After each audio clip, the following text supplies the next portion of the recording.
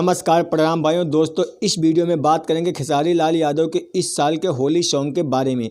काफ़ी भाइयों के कमेंट आ रहे थे कि कब तक आएंगे खेसारी लाल यादव के होली सॉन्ग, इसी के बारे में बताने वाला हूं। तो आप लोग वीडियो के लास्ट तक बने रहें।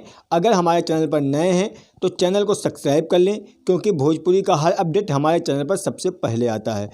दोस्तों, आप लोगों को पता होगा कि खेसारी लाल यादव का ग्लोबल म्यूजिक जंक्शन वाला मैटर अभी पूरे तरीके से कंप्लीट नहीं हुआ है।